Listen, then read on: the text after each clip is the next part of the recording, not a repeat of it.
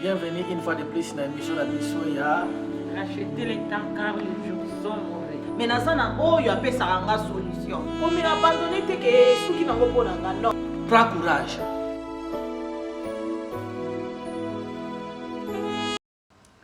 Bienvenue une fois de plus dans l'émission de Bissoya. Racheter les temps car les jours sont mauvais. Car les jours sont mauvais. Et tout à l'heure, continuer l'enseignement de Bisso, tout à l'heure, on peut s'assurer comment les héros sont-ils tombés. Et lui, il a cessé de oindre les boucliers. Alors, tu bon de la Nzambe, Seigneur, te recommande moment où on a maboko na yo. Moko na moko azola na biso na pesa maele la compréhension, la connaissance, na kombo na Yesu Masia. Qui mène à régner au nom de Jésus-Christ. Amen. Nzamba za malamu, Nzamba za malamu, Nzamba za elonga. Tu vas partager sur comment les héros sont-ils tombés. Dans 2 Samuel chapitre 1 à partir du verset 17, tant où David a composé un zembo oyo pour na kolela ennemi na ye Saul. Muta bande ko luka ko bomaye, mais David a la kisa qui est bolingo. Mukolo Saul a koufi, David a leli, non seulement a composé un zembo, mais a sengi batunyo so ba yembango, a pekisi pe ba israélite ba kende ko panza sangowana et pas ba philistin. Ça c'est le cœur d'un enfant de Dieu. Nzamba lingi to limbisa, Nzamba lingi tozana mawa ya baninguna na biso, anagissa ainsi Nzambe ako tombo la biso. Alors tolobaki premier héros na biso tozaki zalaki yemoko David. Et le grand problème de David est zalaki oisiveté, c'est-à-dire le manque d'activité. Alors si vous en avez pour comprendre de plus, Lucas va vidéo passée, il a racheté le temps, il a assuré comment les héros sont-ils tombés au monde, première, deuxième, troisième vidéo, oyo, tout ça là qui. Mais l'autre bas qui te rejoint, deuxième héros nabiso, oyo ezali yemoko roi Saul, to roi Saoul. Donc toko tanga via roi Saoul, mais avant to tanga ngona ko beta li solo na ye. Mama ti roi Saoul azalaki roi oyo, premier roi ya Israël. Bible bi alekaki bango nyoso Israël mobimba alekaki bango na mulai. C'est-à-dire il était le plus élancé de tout Israël. Et Nzambe aponaki ye ba wendre ye azalokola roi. Dieu l'aimait, peuple balingaki ye, mais tongiso tanga eloko nini esalaki ke Saoul asuka ndengwana. Na suka rango Saoul akoma kokende ko invoquer ko akende ko consulter basi oyo ba mandona s'il faut dire ça. C'est-à-dire banganga oyo a invoquer ka bato ba kufa. Na suka rango Nzambe abuakaki roi Saoul, to roi Saul. Nzambe abuakaki roi Saul. Et pourtant à départ Bible bina biso kazaki le plus élancé ya bango nyoso. Et puis Nzambe atinaki prophète Samuel abi kende ko pakola ye mafuta. Po ba pona ye roi na Israël mobimba ba ponika ka ye, c'est parce que il était un héros. A gagné ki bato mingi seno élection ya Nzambe. Mais na suka la Nzambe abwaki Saoul. To le bité que Nzamba ko bwaka nous sommes au total de la grâce au so sali mabezonge pa Nzamba ko limbisa yo. Mais cela nous apprend juste à comprendre biloko nini salaka muto se détacher na objet ya soutien na ye. Alors na kotanga na 1 Samuel chapitre 13 verset 9 tina verset 14. 1 Samuel 13 9 à 14. Bible dit, alors Saul dit, amenez-moi l'holocauste et les sacrifices d'action de grâce, et il offrit l'holocauste. Comme il achevait d'offrir l'holocauste, voici Samuel arriva, et Saul sortit au-devant de lui pour les saluer. Samuel dit, qu'est-ce que tu as fait? Saul répondit, lorsque j'ai vu que le peuple s'est dispersé loin de moi, que tu n'arrivais pas au terme fixé, et que les Philistins étaient assemblés à Micmac, je me suis dit, les Philistins vont descendre contre moi à Gilgal, et je n'ai pas imploré l'Éternel. Nako bandela lisusu, verset 11. Samuel dit, qu'est-ce que tu as fait? Saul répondit, lorsque j'ai vu que le peuple s'est dispersé loin de moi. Tokeli sikoyo na 1 Samuel lisusu chapitre 15. Esika o tokotanga na verset 1 Samuel chapitre 15. Tokotanga à partir du verset 14 na verset 15. Après na otanga sous 21 na verset 23. Mais totanga no kakana 14 tina 15. Bible na biso, Samuel dit, qu'est-ce que donc ce bêlement de brebis qui parvient à mes oreilles et ce mugissement de bœufs que j'attends? Saul répondit, ils les ont amenés de chez les Amalécites parce que le peuple a épargné les meilleurs brebis et les meilleurs bœufs afin de les sacrifier à l'Éternel ton Dieu, et le reste nous l'avons voué par interdit. Samuel dit à Saul, arrête, et je te déclarerai ce que l'Éternel m'a dit cette nuit. Et Saul lui dit, parle. Samuel lui dit, lorsque tu étais petit à tes yeux, Maman Mati moko ya problème ya roi Saul. Oyo esaye kenzamba bwaka ye, azaki na problème ya ko sepelisa batu, koleka ko sepelisa Nzambe. Il voulait faire plaire aux hommes plus qu'à Dieu. Ça c'est grave, hein, parce que ezali kambo munene. Bible lobi tanga ke bitumbe pa contre ba Philistins. Samuel a ebisa ke lobi na erboye na koya. Mais tanga a pusani pembeni wana azana champ de bataille. Samuel abaki bo punda tete tango na koya na ko sacrifier e pa Nzambe nde bino boki ko punda. Sola tala kaka basoda bazaki na peuple bazaki na ye babandi ko kima ye. Oya kei, oya bangi akei. Na deta armée à ba Philistins essaie s'arranger la bataille, babandi ko pousser ba cri de guerre. Hey, hey, Sola tali a tourné ko bange la ki Sol. Donc ko banga pesa ki sumoko ya problème ya Sol. Et pourtant il était le plus géant à Batunios. Parce que la peur paralyse l'initiative. Quand on a fandi a moni ndengwana mama mati, ata la pe kotoyo, prophète Samuel azoyate. Patience et sili sol. Quand vous patience et sili sol, sol akeya kamati, mbeka, oye faraki pa a sacrifier zaki musala na yete. Bible lobi azui mbeka a sacrifier. Tant que Kazako, s'il a sacrifié, prophète peut acquitter. Bien-aimé, manque ya patience, maman Mati, et quoi il s'abat héros. Et ça, il y a moutou à se détacher d'un objet, il y a soutien. Tout le monde a battu pasteur Gilles, bakota bonganga pour na manque ya patience. Azomona lokwa bandana bandai kozela ndeni na ozwa te. Donc na ke de place bona ke kozwa. Pourquoi manque ya patience pasteur Gilles na vie abana Nzambe et dindi saka. Et ko sala ke mutu se détacher na objet à soutien na ye. Yes. Ndeko nanga za na patience na kati na vie na yo. Soki likambo ekwei zwa temps. Zwa temps. Ko sala ka te ke loke sali pa il faut na réagir. Za na patience. Tant que patience zanga qui est awa, mélanger na ko banga, Bible lobi, ake azui sacrifice o yaza ake sacrificateur te, ake atumbeli yango Nzambe comme. Est-ce que pasteur Gilles abande o banga nani Saul? Ba Philistin. Abanga ba Philistin, ma bosani nani azaki kati na ye. Oyo atambusaka Nzambe. Oui. Mais amoni nombre ya batu, donc ba oyokisanga na oyokisanga soni. Donc na sala pe fort na laksake, nga Saul nazaka. Et puis, eloko soke panika ke mingi, bato bazalaki na ye, maman Mati. Bandi ko tika ye.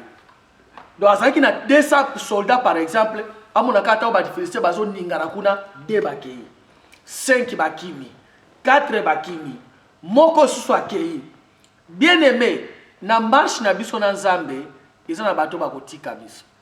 eza na moto akoyina yo eza na moto akobwaka yo mais kolinga te osepelisa batu koleka nzambe non habite batu batikali mukie so na bina kangaka maboko boye bato nyonso bakokima malamu nasala n'importe quoi nake kogumba mela même banzamba babali pokaka na sepelisa pokaka bato bakima te bakende sika te azwi mbeka asakrifie yango ndeko na nga okosa eloko malamu mpona nzambe eza nango malamu mais eza yango te nzambe asengaki osala yango wana te mpo asaki mabe te papa il fallait pas sacrifier yango mais lokola ezalaki ya ye te lokola patience ekutamaki na kati na ye te lokola kobanga bato atiki nga na osuka wapi bato bakoti kome yesu atika yo te exactement parce que nzambe soki atiki okufa na nyonso yo ozolanda biso peut-être otraverse bamoment moko ozoba nini yango boye yo ozolanda biso bato baokima omitali mpendaki olobi ke non nasali nange eloko te mais eza nini aussi longtemps oza na nzambe abi soki aza kati na biso nani akoki koza contre biso pasteur G mama mati même yesu bato bakimaka na kati na marche na biso avec le seigneur bakamarade bakobwaka yo bakotika yo mais kolinga tosepelisa bandeko batiki yo penza kolinga tosepelisa batu koleka nzambe kolinga tosepelisa batu koleka nzambe kobange koti ye tanga moni bafiliste bazosote pembe na nga bato babandi otika bandi kokima force na ngai ceinture na ngai bandi kotika nga makasi na yo eza batu te makasi na biso eza nzambe amen il est vrai que Dieu travaille au travers des hommes mais alingi te ke tobanda kosepelisa batu koleka nzambe mama mati eza na bato mosusu akondima pena kokende kokota esika ya mabe aza mwana nzambe mais comme bakamarade mutu baomeme kuna azomona kwa so na boyeli bango bamona nga malamu te baluku bana koevite nga po perdre bakamarade na ye te a souhaité to a choisir akota na bango place ya mabe ye mwana nzambe po kaka bakamarade bakima ye te batika ye te pasteur Gilles et arrivaka na vie na biso des fois tosignaka nzambe mais tobateli bato omoni donc nzambe yo yaka na yo na signe yo omona ngo na mokili omona mutu aokosa mutu aokosa nzambe po asepelisa mutu ndenge nini mama ti c'est-à-dire mutu ayebi ke noso nayebisi ke nga mu nazwaki $20 oyo akosilika malamu nakosa ye ke nayebi te donc apréféré nzambe asilika ke mutu nzambe apesaka pema ke asilika ndeko nanga kolinga te kosepelisaka bato koleka nzambe mutu okosepelisa ye ata ndenge nini mais soki alingi abaluka akobaluka eza kaka nzambe nalobi te teke toyemba bato nous aimons les hommes toana posa bato baza tout autour na biso mais liboso eza nanu nzambe po mukolo mutu abimaka na nzoto mukolo mutu akufaka ndeko na nga okotelema liboso ya nzambe na bakamarade te ki camarade ya bato suka aka na cimetière mama mati papa Gilles ya bato ya mama na mwana esuki kutu kaka na cimetière ntango serke ekiti na libulu ata alingaki yo esili wana akokota kuna te nga mpe na okota kaka esili wana me oyo alandaka biso ntina kati na kunda eza kaka yesu masiya tosepelisa ye ke tosepelisa bato roi Saoul asepelisaki bato atali peke e nakomi incapable ok ya defuzo mona ke oza incapable otali pembeni na yo ozomona lokwa équilibre eza sute po partout oyo banaye kokonte nango batiki yo mais kobosana te bible elobi na biso nos yeux fixés vers lui. Exactement. Hébreux chapitre 12. Les yeux fixés vers Jésus-Christ, qui est l'auteur et le consommateur de notre foi. Toi, on a posé battu batika kabiso. Toi, on a posé battu bakima kabiso te. Mais toi, l'ingande te que toi, bando sali kambo moko eko le lisanzambe pour que toi batte la batte. Bible lobi awake. Saul a répondre Samuel à lobi. Quand j'ai vu que le peuple m'a abandonné. Et ça veut dire que quand j'ai vu que les Philistins se préparaient contre nous, il y a un sacrifice pour tout le monde. Non. C'est-à-dire, même les Philistins, il y a un problème à solder. Le problème, c'est que le peuple qui est autour de lui. esalika ke ko sacrifier asali eloko ya malamu mais oyo ezalaki eza mosala ete aye mama te soko kuti mutu moko na lopango nazokatela matiti me otindaki ete na ofute te na moto bofute ngam natindaki natindaki osenga mboto oyokana ino ndenge wana te sepelisa nzambe koleka bato nzambe na mawa na ye mama mati atiki oyo wana eleki ayebisu Samuel roi Saul prophète Samuel ayebisi roi Saul abi nzambe alobi kende makambo bamalesite basalaka bino bana Israel ntango bazobima na Egypte ndenge babomaka bango un jour peut-être tolobela yango abi kende sikoyo na Amalek boma bango nyonso na roi na banyama na nyonso wana Saul yili wana ka roi Saul Samuel atindi selon instruction ya nzambe oto tanga na 1 Samuel chapitre 15 roi Saul akei abomi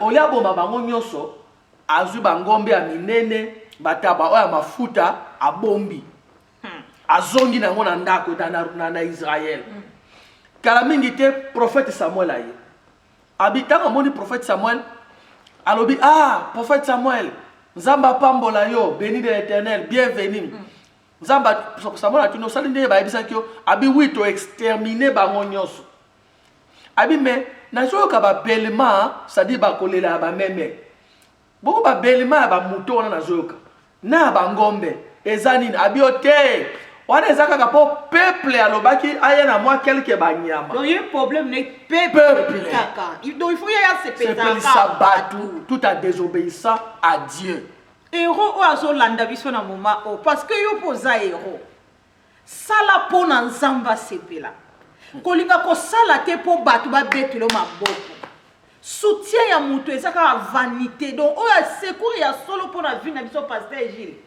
eza Yesu Masiya nzambe moto amemaka bato nzambe akoconnecte nzambe akosala me kolika te osepelisa motu koleka nzambe zonga na Bible c'est vrai ça na bato mosusu bayaka pe pasteur Gilles baye pena po ayeli yo likambo ekemema avancement na vie na yo tolobi te ke toyokaka bato te tolobi te ke tosalelaka bato te mais tozoloba ke mingi eza malamu ya kotala nzambe kotala koyoka nini alobi mpo na biso exactement po bato ebele baderaye croyant ke bazoyoka baconseil ya malamu mais nzoka baconseil wana moto elongweli bango na ra ya bonzambe donc Samuel atuni ye bongo makelele ya bameme oyo nazoyoka nalobi bato abi bon eza quelque bangombe na bameme oyo batu peuple moto alobaki toya na bango awa de façon que to sacrifier pa nzambe na yo donc anteta batindi ende ngwana te atreta balobaki na ye boma bango nyonso na roi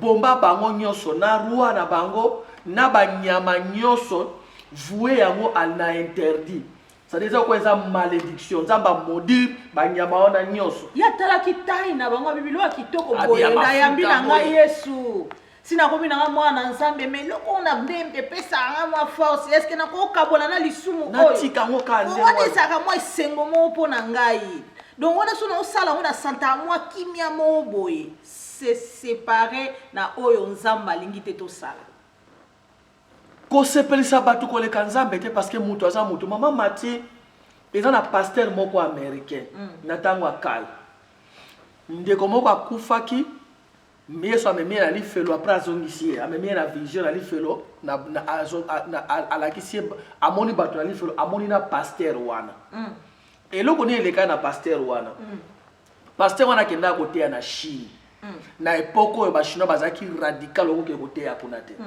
bakangi ye aza américain ntango bakangi ye kobeta kotorture ye batie na prison babi na ye prison kofanda kuna prison à vie papa akondi na pasa monaka mwasi na bana na ye te mokolo mo baye kopropose ye bayebisi ke non soko olingi totika ozonga Amérique tolibere yo déclare ke Yesu aza nzambe te na koteyaka so Yesu te renier Jésus.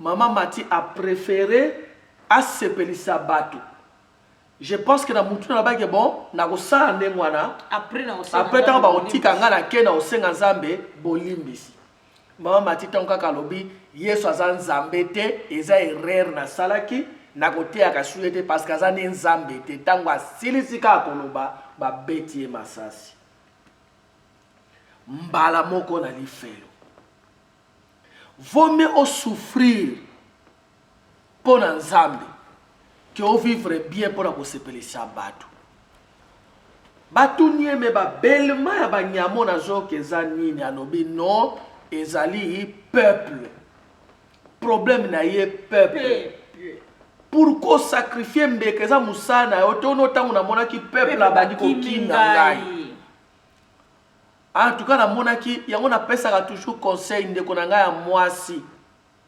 ndeko na ngai ya mwasi ndeko na ngai ya mobali bang to tambala ko banga nzambe koloba te ke ono mobona mbalo aza kitoko mwana mwasi aza kitoko so na kotela kotike bona osepelisa ete na bonzoto malgré na otobalani te akoya kokima ngai kotesala vie na opona kosepelisa batu te lingo sepelisa nzambe lingo sepelisa nzambe problème ya Saul yango wana kobanga ezalaki na ye a préféré sepelisa peuple qui a sepelisa nzambe sikoyo tokokota na deuxième problème ya Saul prochainement pozaki na problème mususu zaki na kati na ye ube na biso ki continuer oka poto sina biso na roi Saul tokotanga ngote mais nako expliquer maman Mati na tangu wana parce que continuer donc émission na biso to na 30 minutes lelo 30 minutes ça na patience koza mtima moto ça na kimia to yoka maloba na nzambe alors maman Mati tangu ba Philistin ba bundisi Israël ba zu arche ya nzambe ba kenango après quelque temps arche zongolea na Jérusalem et kina kufana na mboka moko boye kuna maman Mati Saoul a régné pendant 40 ans arche ya nzambe po ezonga na Jérusalem elobela eloko te arche zanga na efana village moko kuna mais tango David a commis roi eloko aliboso David alobi donc je disais arche ya nzambe tango uti na ba Philistin ezongeki kofanda na mboka moko kuna isiki ezongelaki logiquement arche faisa na Jérusalem arche représentait la présence de Dieu mais Saoul a régné pendant 40 ans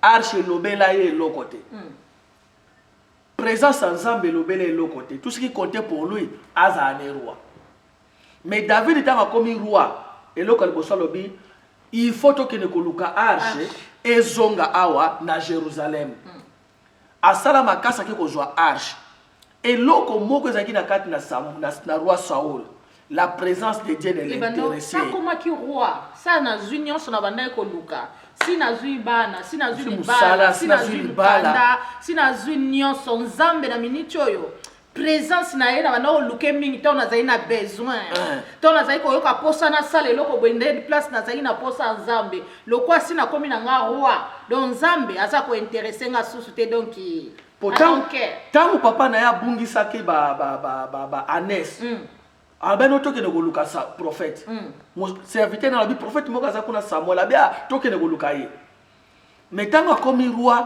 esili aza kuta posa te même ke luka Samuel pona arche donc arche nzambe tikala kuna ti mukolo o David ayo koma roi ndi ake kozwa ngo et pourtant ya reyeki pendant 40 ans ndeko nanga soki posa ya présence ya nzambe posa ya mabondeli posa kozala la présence ya nzambe esili yo okokweya. Comment les héros sont-ils tombés? Et lui, il a cessé de vendre le bouclier. Roi Saul, abandonné kolinga kosepelisa batu. Koleka nzambe. Akomaki musika na nzambe. Mama tangu tozolo ba batu, tolo baka batu libanda te, y compris yo moko poza mutu. Yo moko poza mutu. Kolinga kosepelisa ka ba kosepelisa yote koleka nzambe. People please ne ba baka na anglais. Bato zo sepelisa lelo ozo bwakila nzambe. Ndeko nanga lobby okondima teke ye wana mutu a traité yo ndengwana.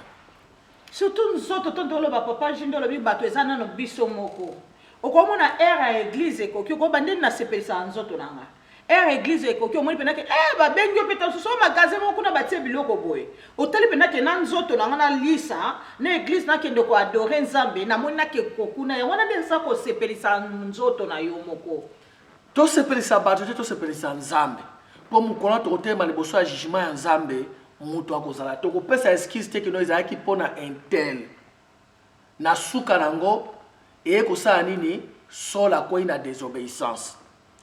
Il obéissait plus les hommes que Dieu. Il y a un apôtre qui répondait que les pharisiens vaut mieux obéir à Dieu plutôt qu'aux hommes. Tika ko se pelisa batu pona ko lelisa nzambe. Na suka nango okobima nani ndoki ya vina yo yo moko ozo comprendre pona nini parce que rapidement to ko na suka na 1 Samuel chapitre 15 verset 13 verset 23 plutôt Samuel a lobby car la désobéissance vaut les péchés de la sorcellerie. C'est-à-dire pour nzambe muto atosaka ete na ndoki bandenge moko. Pour parce que ozo tosa ete o loka vina yo. Yango na ndeko na ngai na lobaka mingi ama mati ezana mutu mususu oyo pona ko sepelisa mutu akeli felo muto abande ko sepelisa tango atika na mokili abongoli mutema akelola mais pona ye poyo nga sepelisa ye yo keli felo donc yo te me muto akela li felo mais muto abande ko sepelisa yo camarade nanga ali to ke komela nini baba onini masanga to kokaini to diamba to camarade nanga to mwana mbali moko ali to sala to bana ko bimana ye kaka nengona na suka nango likambo salami esalamaka ba sente mwasi mwa to kobule kele kolongola zeme ake kolongola zeme akufi mais muto a senta kiye akimi après quelque temps akomi mwana nzambe yo okeli felo ye atikali kobongola mutema nzambe na mawayambiye alimbisi masumu na ye ko sepelisa murite koleka nzambe na cercueil muto mtakota kana ntoto ye moko ata bakundi bino mbaye na cercueil moko bokenzela moko bokesika moko te bien aimé to komi na suka tika ko sepelisa bato sepelisa nzambe. Comment les héros sont-ils tombés? Saul plaisait plus les hommes qu'à Dieu. Nzamba batela yo, nzamba pambola yo, na kombo na Yesu Masia ko bosa te ko like, ko partager pe ko commenter si tu veux au nom de Jésus-Christ. Amen. Bye bye. God bless you, Sister Divine. Bye bye. Our camera. Nzamba pambola yo, our camera girl.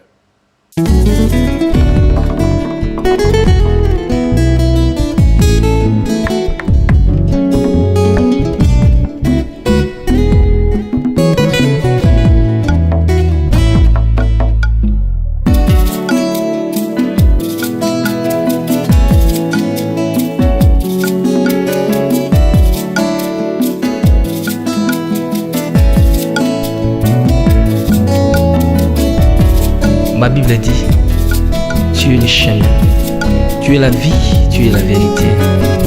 Nanyo alanda yo abunga nzela azalite. Yango ngai nalobi nakolanda nzela mosusu te. Nakolanda kaka nzela na yo Yesu.